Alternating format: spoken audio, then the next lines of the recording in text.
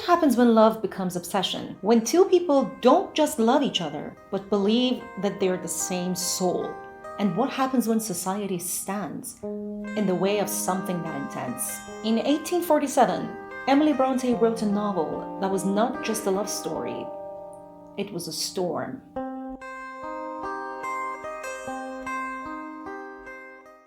Hello and welcome to Wrapped in Books. My name is Pega, I'm an author, and today I'm going to be reviewing Wuthering Heights by Emily Brontë. I know there's a new movie based off of this book. Well, not based off of, because I think it's mostly an inspiration rather than an adaptation. But still, the movie seems to be inspired by the story of Wuthering Heights, which is why I chose to talk about the book of Wuthering Heights today in my channel. If book reviews and book talks are something that you're interested in, please consider subscribing to my channel so that you wouldn't miss the future videos. Now, without further ado, let's wrap ourselves in this book that is called Wuthering Heights. Now, I have read this book once before when I was in high school, but I didn't remember much about it. As I reread it, I wrote notes to discuss it. Today's video is going to be a review analysis, so spoilers ahead. First things first, a quick summary of Wuthering Heights. So the story happens in Yorkshire, England, 1801. A southern gentleman named Mr. Lockwood rents Thrushcross Grange, a cold and isolated estate in the north of the country. Lockwood is curious about his new landlord, Mr. Heathcliff,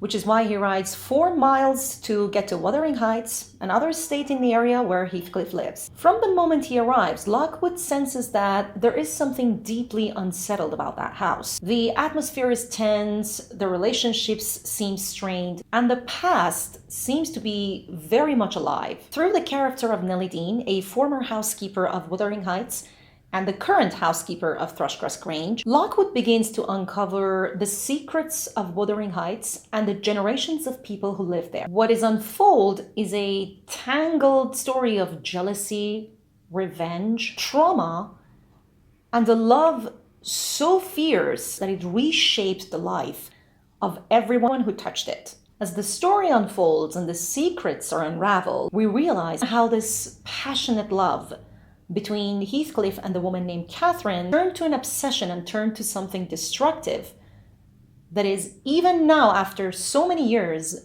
binding all of the characters of this book together. Wuthering Heights in the book is depicted as an old stone mansion located far away from civilization. It is a rough house situated in a harsh environment, surrounded by wild moors from every direction. The nature and the moors specifically play a prominent role in this novel. From a geographical standpoint, Wuthering Heights and Emily Brontë's childhood home both are located in Yorkshire. However, the similarities don't end there. Like Wuthering Heights, Haworth is also a Victorian-style stone mansion, isolated from the rest of the society. And it is here that Emily and her siblings spent most of their lives. Emily's experience from living in Haworth is reflected in her depiction of Wuthering Heights in the novel. The theme of nature is very prominent in Wuthering Heights.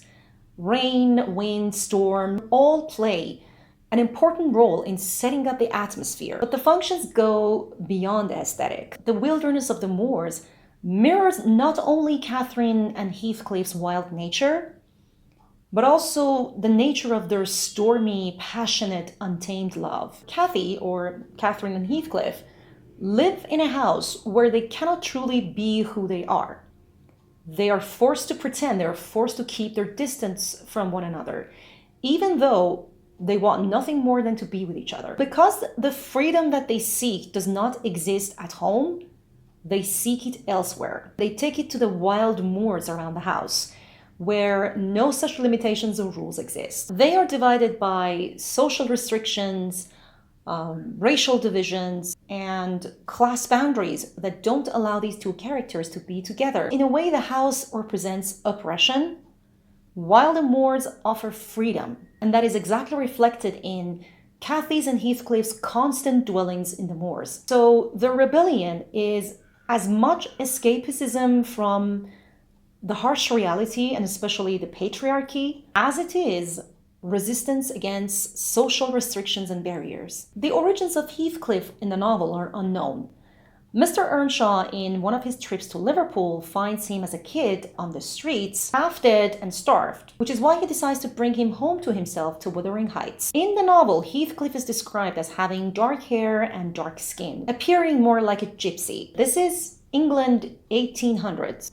So it means that the majority of the people, especially in this remote part of the country, had fair skin and lighter hair color, which is why Heathcliff immediately stands out, and not in a good way. Heathcliff is adopted to the Earnshaw family at a very young age, but he's never fully accepted as part of the family. After Mr. Earnshaw's death, Hindley, Cathy's older brother, mistreats and abuses Heathcliff and reduces his position to almost that of a servant in their house. This deeply wounds Heathcliff, who throughout the story develops feelings for Catherine, but is unable to express these feelings due to his race and social status. When Cathy decides to marry Edgar Linton, the son of Linton family, who at the time lives in Thrushcross Grange, Heathcliff says this: "If I knocked him down 20 times, that wouldn't make him less handsome, or me more so. I wish I had light hair and fair skin, and was dressed and behaved as well, and had a chance of being as rich as he will be." Heathcliff is fully aware of the obstacles that are preventing him to be with Cathy. Yet this fact remains, that there are external obstacles that are beyond his control. From the moment Mr. Earnshaw brings Heathcliff to Wuthering Heights, he receives a cold reception from other members of the family. Even Cathy doesn't like him at first, but she eventually warms to him as the story goes on. This never happens for Hindley. After Mr. Earnshaw dies, Hindley becomes the head of the family and immediately escalates his cruelty towards Heathcliff. Hindley's unforgiving nature, combined with his drinking, makes him a tyrant at Wuthering Heights, hated and feared by both Cathy and Heathcliff. However, this hatred manifests differently for Heathcliff, who has been the center point for Hindley's physical and psychological abuse for years. Hindley, in his chain of abuse, unknowingly opens up a wound in Heathcliff's soul that cannot be mended. This wound just festers over time, and what comes out of it is pure rage and revenge. The more Hindley tries to suppress Heathcliff and push him away, the more he kind of binds himself to him, so that when Hindley's declining health and drinking catch up with him, he becomes an easy target for Heathcliff's vengeance. Heathcliff's own words capture this perfectly. "I'm trying to settle how I shall pay him back. I do not care how long I wait, if I can only do it at last. I hope he will not die before I do." Cathy in Wuthering Heights is described as an independent and a free-spirited woman. She resists social rules where almost all the social rules were against women. They normally couldn't work and have jobs, they didn't have an income, they could not own property, and the only way that they could reach some sort of stability and safety was through marriage. And even then, their choices was constrained. If it was up to Cathy herself, she would have married Heathcliff, not Edgar Linton. As she famously says herself, "I have no business to marry Edgar Linton. Then I have to be in heaven. And if the wicked man in there had not brought Heathcliff so low, I shouldn't have thought of it. It would degrade me to marry him now, so he shall never know how I love him." From the moment Cathy marries Edgar Linton, both she and Heathcliff change dramatically. Heathcliff runs away from Wuthering Heights and returns a couple of years later, seemingly a different man, while Cathy becomes this woman who seems to have a torn identity. Cathy is torn between this wild girl who's still in love with Heathcliff, but also this new identity of herself, which is the loving wife of Edgar Linton. While her body seems to be in Thrushcross Grange, her mind keeps wandering to Wuthering Heights, where Heathcliff is. Thrushcross Grange remains a place where safety and stability exists, and Wuthering Heights becomes this place where passion and freedom is. Cathy actually wants both of these worlds, but she cannot have them both. So what happens when you experience a split identity like this? You start to break. Cathy's identity crisis brings her to the brink of destruction. She can no longer bear this internal conflict, so she starts to shatter. She stops eating, hides in her room, and refuses help. Cathy blames both Edgar and Heathcliff for her current situation, but more than that, she blames cruelty and unfairness of the world and society, and so she chooses self-destruction. "If I cannot keep Heathcliff for a friend, if Edgar will be mean and jealous, I'll try to break their hearts by breaking my own." And she follows through. After Cathy's death, Heathcliff has nothing but rage and vengeance. He seeks revenge from everyone he deems responsible in his suffering. He waits for Heathcliff to die from excessive drinking before taking ownership of Wuthering Heights, and then he starts mistreating and abusing Hareton, Hindley's son, just as Hindley once did to him. He grows incredibly vindictive and vows to destroy everyone who has wronged him, including the Lintons. He marries Isabella, Edgar Linton's younger sister, not out of love, but to spite Edgar, and he treats her horribly just to get back at him for marrying Cathy. Heathcliff kind of makes Wuthering Heights this place of rage and revenge, while he's still haunted by the memory of Cathy. "Catherine Earnshaw, you may not rest as long as I am living," he says. "You said I killed you. Haunt me then. I know that ghosts have wandered on earth. Be with me always. Take any form, drive me mad. Only do not leave me in this abyss where I cannot find you. I cannot live without my life. I cannot live without my soul." In the novel, Catherine, before her death, gives birth to her daughter, her and Edgar's daughter, who is also named Catherine. Also, Isabella, who is now Heathcliff's wife, gives birth to their son, who is named Linton. So this book is divided into 2 volumes. The first volume is focused on Earnshaw family, their relationship, while the second half now focuses on the next generation. So what happens when the next generation grows up? Heathcliff extends his revenge to them as well. He forces young Catherine to marry his son, Linton, just to have ownership not only of Wuthering Heights, but also of Thrushcrest Grange. This untamed revenge even on the next generation as we go on in the book, and makes the younger generation suffer from, again, a chain of trauma and emotional damage. But something interesting happens here, and that is that the young generation, even though damaged, is not broken. After Linton, Heathcliff's son, dies of illness, Catherine and Hareton, Hindley's son, begin to form a bond. They have a rocky start. Catherine mocks Hareton for his looks, his ragged appearance, and also for his, bad speech, for his illiteracy. But in the end, it seems like a force is drawing them together. And that force seems to be resistance against the cruelty of Heathcliff. So what happens is, Heathcliff, who has been always oppressed and abused by Hindley when he was young, becomes a tyrant. And now the younger generation is resisting the same tyranny and the same abuse, just as Cathy and Heathcliff did themselves when they were young. Towards the end of the novel, there is a shift in Heathcliff's character. He seems to understand that he cannot be with Catherine in this life, no matter how hard he tries, no matter what he does. The satisfaction of revenge goes away because, as we said, the younger generation refuses to feed into his hatred. So what happens when Heathcliff loses that purpose? He becomes calmer, kind of looks like he has become more spiritual. He even suggests that Hareton spends more time with Catherine because he sees what these two have with each other. It is what he and Cathy could have had if life had been kinder to them. Towards the end, just like Cathy, he stops eating, he stops sleeping, he stops taking care of himself, and he spends most of his time in the moors, which is a callback to the beginning of the book. His final scene is also an interesting one. He is in his room and a rainstorm begins. He gets up from the bed, opens the window, lets the storm in, and dies in bed as he's drenched in rain.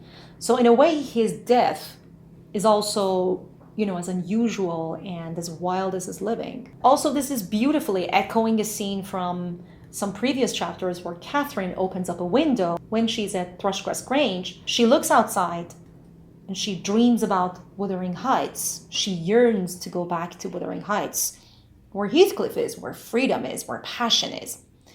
So the scene with Heathcliff opening the window in the end and Catherine opening the window back then seems to connect these two worlds together in the end. It cannot be denied that Cathy and Heathcliff's love was as fierce as the storms of Wuthering Heights. Their passion is undeniable, but is it just love and desire, or is it something more? Cathy once says this about Heathcliff: "He's more myself than I am. Whatever our souls are made of, his and mine are the same." Heathcliff also on several occasions remarks that Cathy is his life, is his soul. So their souls are kind of intertwined, almost inseparable. So what happens when your body is somewhere, but your soul is elsewhere? What happens when you completely define yourself in the existence of another person? In the book, Kathy and Heathcliff both choose a path of self-destruction, and there are some similarities between them. They both stop eating, they both stop accepting help from others, they both stop, sleeping, taking care of themselves. All of that is the same. But there is something different here also. Kathy chooses self-destruction as an act of defiance. She cannot control Heathcliff or Edgar, and she cannot change the course of her life, but she still has control over her own body. So she uses her body, the last thing that really belongs to her, as a tool of defiance. Heathcliff's self-destruction is not an act of defiance, but mostly it is just a way to exist. Heathcliff is done with life. He is done with living because he knows that in this life, he cannot find Kathy. No matter how much he tries, he even digs up her grave at one point. Revenge doesn't satisfy him anymore. It is not because he's a changed man. It may seem like that, but he really isn't. Emily writes somewhere from Nellie's point of view that Heathcliff's appearance was altered. His mind was unchangeable and unchanged. Heathcliff doesn't know how to deal with this situation anymore. The act of self-destruction is merely an exit strategy when none other exists. Emily Brontë and her sisters lived in a world where, much like Wuthering Heights, women had very few rights and usually could take two paths in life. One of them was marriage and the other was education. The Brontë sisters chose education. They studied in a religious school. If I'm not mistaken, their father was also a clergyman. But they got the education that they needed. And after attending school, they became teachers. Emily's teaching experience was quite short. As far as we know, she didn't like it very much. I mean, she famously said that she actually prefers the company of a house dog to her students. But still, the education provided for her a path to stability and independence. This is reflected in young Catherine and Hareton's relationship in the book. Hareton, who is initially uneducated and illiterate, really likes to learn from Catherine. Catherine at first is reluctant because this is at a time she despises everything and everyone that is related to Wuthering Heights, including Hareton at that time. But then she starts warming up to him. Both need to find a way to live together. This especially happens after Heathcliff dies. Through this mutual understanding, the younger generation choose growth and progress instead of destruction. I really like how Emily Brontë, shows you the generations of people who live at Wuthering Heights and how the first generation brought destruction and how the second generation is now trying to build what they have destroyed through trust, kindness, and most importantly, through education. In Wuthering Heights, the concept of death is an ever-present reality. It's not a tragedy, even when young characters die in the book. It's just there. Death is not treated as a tragedy, it's just treated as a present reality. You know that the Brontë sisters lost their mother. They also lost two of their sisters while they were at school. Their house was even located next to a cemetery. So we can argue that Emily's own experience with death is reflected in her writing. But there is also an element of afterlife and the supernatural in this book. Emily Brontë kind of subtly hints at supernatural elements in this book. In one instance, when Lockwood is staying the night at Wuthering Heights, he thinks that he has seen Kathy's ghost at the window. In the book, it is actually a branch, hitting the window in the wind. Hitting the window in the wind. That was a sentence there. Wow. But what Lockwood thinks is that this is Kathy's arm that is trying to reach in from the window. And when Heathcliff comes into the room, he fully believes that. What Heathcliff does is get onto bed, cry, and call for Kathy's ghost to come to him. In the final chapter of the book, people even say that they have seen Heathcliff and Kathy's ghost, roaming around the moors. After this subtle hint at ghosts, we don't hear anything else from ghosts anymore, and the novel kind of ends there. So this ambiguity is purposeful, and it's beautifully designed to work either ways. If you're a person who believes in afterlife, and you believe that lovers are reunited after death, this ending works for you. If you're a person who doesn't believe in afterlife and think that, these are hallucinations, it still works for you. I believe this is one of the most masterfully written parts of the book. This ambiguity, I love. There's also something here worth mentioning about death, especially the difference that I think there is between the death of Heathcliff and other characters. When other characters in this book die, Mr. Earnshaw in the beginning of the story, later on, Kathy and Edgar, you have almost this spiritual moment. When they die, you get the feeling that this is a peaceful crossing. But when it comes to Heathcliff, there is a difference. Heathcliff's death, as we discussed, is very wild and very unsettling. When Nellie goes to his room and finds him dead, she realizes that he has almost this unsettling look on his face with this strange smile. I think Nellie even describes him as having a goblin-like look. She even tries to close his eyelids and she doesn't succeed, which terrifies her. Maybe he really isn't at peace like the other characters that we see have died in this book. The way that he dies, and the emphasis on the fact that his eyes even don't close, might be an indication that his soul is not truly free. It seems like what Wuthering Heights is telling us in the end is